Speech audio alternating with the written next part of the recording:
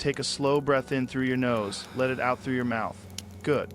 I'm right here with you, like a friend at the edge of sleep, telling you a story that's been told for thousands of years by stone and sand and moonlight, the story of Egypt and the people who built a mountain for a king and called it a pyramid. I've watched a lot about Egypt, so many documentaries. The kind of thing you put on late and think, I'll watch for 5 minutes. And then suddenly it's an hour later and you're in the desert in your mind. And it's peaceful there, because the desert has that way of flattening noise until it's just wind and the distant call of a night bird. You can feel that now, can't you? The pillow is your dune, the blanket is your warm air, the night is wide and kind. There's a story I want to start with. It's about a skeptic, a late-night radio legend, he'd say, on air night after night, that ancient Egyptians couldn't possibly have moved those massive stones. He'd jab and prod, how could they do it? Why should we believe it? A challenge flung into the dark end. Then, one day, he went to Egypt. Imagine that, jet-lagged, blinking in the hard daylight of Cairo, invited to the very places his doubts had circled for years. He goes out to a quarry where workmen still shape stone the way their grandfathers did, and their grandfathers before them. They bring out a block that weighs 8 tons. Not a metaphor. 8 tons of stubborn earth, dense with the slow story of geology. An older man, 70 years old, steps up onto the stone with a pencil. He draws a line, steady and sure, from one end to the other. Stones, like people, have weak places, and he knows where they are. He sets a small piece of iron, taps it once, twice, pum, and a clean fracture runs along the drawn line. It isn't muscle, the man says with his hands and his smile. It's knowledge, it's patience, it's the wisdom of material and time. Breathe in, easy, let it out. That's the thing we forget when we stare up at the pyramids. That shock of geometry against a blue sky. The people who built them didn't build with biceps alone. They built with minds. They built with the organization of a whole society that believed in something enough to wake up every day and move one more stone a few feet farther. Not slaves, but teams with names, pride on their lips and paint on their hands. Living near the site, eating bread still warm. Fish salted that morning, the air full of the sound of chisels and laughter, and the steady scrape of sled runners over packed earth. 10,000 people, give or take, enough to become a city in the sand. There were sorting places for fish, bakeries turning out loaves by the thousands, barracks where the workers slept, and a separate quarter for the technicians, the craftsmen who laid out angles, who measured with string and the stars, who read and wrote the marks that told the block where to go and when. There's a comfort in that, isn't there? To know that something impossibly big is really a million simple things done well. Bread baked, tools sharpened, water drawn, lines drawn and checked. Again, it's the same comfort you get when a long day becomes a series of small breaths. Each one easy, each one yours. In your mind now, walk with me to the base of the Great Pyramid. Feel the shadow of it slide over your skin as the sun moves. Get close enough that you can lay a hand on the limestone and feel the coolness. The light can't reach. Beneath your palm is a plan, a base carved into the living rock, 20 feet of bedrock at the bottom, a foundation anchored to the earth itself. The rest stacks up stone on stone, like hours in a day. If you tried to count the blocks, you'd lose yourself in the rhythm, the way waves on a quiet shore get into your breathing without asking. For a long time, people guessed there were over 2 million blocks, but when you realize that the lowest 20 feet are carved right out of the plateau, you start to see the number is less than that. Fewer blocks, more bedrock. The idea the same. Build from what is sure. Close your eyes. Notice your breath is a little slower. That's good. Nearby we can walk to the quarry itself. It's not some mystical faraway place for most of the stone. It's right there on the Giza Plateau. The only stones that travel far are special. The casing stones. Fine, white limestone that once sheathed the pyramid, smooth as light, and the granite from Aswan, far to the south, to line a king's chamber and make the heart of the monument thrum like a drum. The Nile was the highway. In flood season, workmen would guide cargo boats along canals cut for this very purpose, right to harbors in front of each pyramid. Think of it, a whole water city built to lift stones the way a hand lifts a cup from the table, Sure, deliberate part of the day's work. There is a piece of ancient writing that reads like a foreman's diary. It mentions gangs of workers and their tasks. One team cutting, one team smoothing, one team loading stones onto sledges and boats. It mentions a supervisor by name, his boss's name, even the place where the king lived during the work. Not myth, not rumor. Just a man's note about getting the job done. I love that. It makes the pyramid feel like something a person could walk up to and understand. I was there. We cut the white stone. We loaded it. We slept at Giza. In the morning, we did it again. Let that thought get under your ribs. The regularity of it, the calm of routine. The way repetition can cradle you to sleep in. Slow out, slower, at night. Maybe the workers would look up from their fires to the desert sky. No haze, no city glare. Just the planet's great salt, sprinkled dark. The same sky you're under now, even if you can't see it from your pillow. Even if a roof is between you and the constellations. Imagine the stars as nail heads holding up a velvet tent. You could fall asleep under that for a lifetime. Sometimes people ask if the pyramids were built by giants or aliens. It's a measure of how awe-struck we are that we look for the unreal to explain the real. But you can go a mile south and find the tombs of the builders. Their bones are there, ordinary and human, 5 to 6 feet tall. Like us. In those tombs are hieroglyphs with job titles that have the claustrophobic ring of office life. Overseer of the West Side. Draftsman, harbor worker. You can see their tools, flint and diorite, hard, sharp stones that bite stone itself. No iron in that age. Just patience and technique and teamwork. Wooden sledges were everything. You set a block onto heavy wood, you pull with ropes, dozens of people in time. The ground is dampened to reduce friction. You inch forward, and someone sings to set the rhythm, and then you are there, a few feet closer to forever. 12 of those moves, and a day has passed. 10,000 days, and a pyramid stands like a captured hill. There's a specific ramp people talk about too. How do they do the lifting? Think of a permanent ramp rising from the southwest corner. Not a fragile scaffold that had to be extended every hour, but something sturdy and smart built from the same stone as the work itself. When you finish a ramp, you don't vanish it into thin air. You demolish it, and archaeology finds the stubs and scars it leaves in the dirt. That's evidence, the kind that asks for no story larger than what it is. And somewhere near sunset on the day they set the capstone, cased with shining material so the last light struck it like a bell, there must have been music and dancing. Imagine the movement starting in the streets and swelling to the plateau, the way a sound grows for miles in the clear air. The night would have tasted like bread and dust and sweet beer, and people would have said each other's names slowly, gently, because the day was too big for quick speech. If you're still awake, good. If your eyes are heavy, also good. Either way, I'm staying with you. There's a story I like, because it's human and a little funny. A reporter came to an Egyptologist's office near the pyramid and said he'd heard a rumor. Every day at noon, the man left his desk, went to his bathroom, opened a secret tunnel, and slipped into the pyramid to hide things. The Egyptologist shrugged and said, "Okay, want to see my bathroom?" The reporter checked the walls, the floor, the fixtures. No tunnel later, the joke practically wrote itself. "If you want to see a picture of my bathroom." Here's a link. It was a way to laugh at conspiracy without hating the people who needed it. Some nights, when anxieties start to hum, a joke like that is medicine.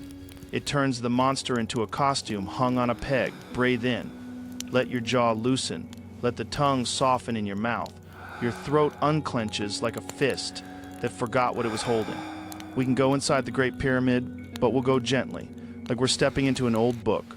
There's the King's Chamber, a room lined with granite resonant as a drum air-cool, even on a hot day. There's the Queen's Chamber, which bears that name for reasons more poetic than historical. And there are small square shafts, about the width of your hand spans across, that angle away from these rooms for a long time. No one knew where they went. So a small robot rolled in, like a beetle with a cable tail. It crawled forward, until it reached a tiny door with 2 small copper pins. The robot drilled a pinhole and peeked. Behind that door, another door. Another robot took the other shaft, the one that veered unexpectedly left and right as if to avoid something, and found a similar stop. These are mysteries you can sleep beside. They don't demand panic. They sit quietly in the dark, patient as stone, while we figure them out. Above the Grand Gallery, a steep, high passage like a canyon, turned inside a mountain. Modern scanning found a big empty space, a void the size of a couple of trucks. People say a pause inside the pyramid, a silent breath carved into the mass. Why is it there? Maybe to relieve weight, maybe a relic of construction, maybe a place we don't yet understand. I like that too. It's good for us to live among a few questions. They make the world feel larger than our rooms. When I picture those shafts and hidden spaces, I picture the light of a robot's camera climbing old dust, catching a glimpse of red paint, the scrawled label of a work gang, something like Friends of Khufu, or those who are connected to the good God. Can you hear the pride in that? It's a reminder. Buildings don't build themselves. People leave their signatures, plain as graffiti, and the future whispers their nicknames in a room where they never expected to be remembered. And listen, this part is important. The workers were fed well. They weren't gnawing garlic and chewing sadness. In the rubbish, heaps archaeologists find cattle bones, enough for many cows and many goats each day. Because you can't do great work on an empty stomach. You can't cut stone all day with a growl in your gut. The past is full of practical kindness like that. It doesn't remove all the harshness of life then, but it says a little mercy belonged to the schedule. Now the Sphinx waits nearby, that long body weathered by time, that head still clear, eyed in morning light. People have imagined hidden rooms beneath it, tunnels, vaults, full of lost wisdom. I think the real wisdom is on the surface, where you can see the different layers of stone, how the body is carved from softer stuff and erodes more quickly than the head, carved from a tougher cap of rock. The head is smaller because the geometry of the plateau decided it. The body was modeled and faced and repaired again. The desert is not kind to edges, and yet the Sphinx keeps its posture patient. Like a cat who knows the sun will turn its face just so in an hour. Aunts, not so long ago, people tried to fix the Sphinx with modern materials that didn't breathe, cement that trapped moisture and made decay worse. It took years to learn that old stone needs old-fashioned care. The best restoration returned the right proportions, as if putting a familiar face back on an old friend. The desert teaches proportion. Big things are big, small things echo them. The mind gets quiet there because there are fewer accents. Your thoughts can fall into a rhythm that matches your breath. In, out, you can lay your worries in the sand and feel them cool. You can rest. There are stories from old papyri. One of them about a king who wanted the secret of the god of wisdom, as if knowledge were a lock and someone somewhere had the key. But if you listen to the calmer stories, the foreman's diary, the graffiti high above a chamber, the fish sorting yard, the bread ovens, you get a different secret. You don't need magic to do wonderful things. You need a plan, a community, a long view. You need to treat each task like a small stone and move it a few feet with care. That's why I like the way Egypt blurs the line between monument and city. The pyramid we see is only half the story. The other half is the harbors and canals, the storehouses of tools, the paths beaten smooth by feet and sled runners, the late night watches, the morning roll calls. The entrance to the plateau would have been busy. Every stone counted, every worker signed in, like a port with 100 clipboards and the smell of wet rope. Picture it in the blue, early light, the sky pale, the stones not yet hot, the day full of the click of language and the scratch of reeds on papyrus and someone humming a tune without realizing. You might still be awake. That's fine. You might be drifting. That's fine too. We have time. There's a place people call the Osiris Shaft, a deep, water-filled set of chambers cut down into rock not far from the pyramids. When the water gets pumped out, you can see a sarcophagus and pillars, symbolic, aligned with stories of the god who rules the underworld. It's like a dream of the river that runs beneath everything. The water returns. The water leaves. The stone remains. You can float in that image. Cool and slow. Sometimes someone will say there's something hidden under the Great Pyramid. A forest of pillars, a grid of unknown corridors. Maybe they're right about some things. Maybe not. What I love is the process. Scientists bring tools, scan with muons and infrared and sound. They compare notes, they argue gently, and take new measurements. That's its own kind of devotion, to keep asking, to keep testing, and to be okay with an answer that begins. We're not sure yet. Meanwhile, inside the pyramid, Another team is counting blocks anew, revising estimates with better evidence.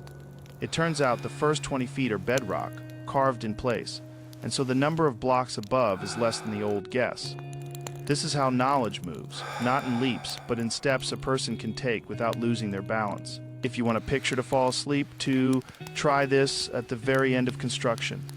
At the exact edge of completion, the capstone arrives. It has been polished and faced and maybe gilded so that it will catch the last angle of sun like a flare ropes, a sledge, hands steady on the final pull. One more heave. A murmur becomes a cheer, becomes a roar, up it goes, set, so carefully it feels like a breath. And when it settles, the pyramid is no longer a work site. It's a promise. People put down their ropes, their chisels, their cups. Someone laughs without meaning to. Someone else cries. The city dances. Now bring it closer. Feel your heartbeat like footsteps in sand. Feel your breathing like oars in quiet water. In out, gentle as moonlight. The thing that gets me about the pyramids isn't their mystery, it's their clarity. They point to the sky, but they start in stone you can touch. They turn human effort into shape. They say, with enough time and enough hands and a shared belief, you can change the horizon tonite. Your horizon only needs to be the edge of your pillow. Your project is smaller and more important to rebuild your rest, stone by stone. You do it by letting go, a little by letting the breath do its slow, steady work, by trusting that the night will carry you. Count to 4, hold for 2, out for 6. Let your shoulders melt, let your brow smooth.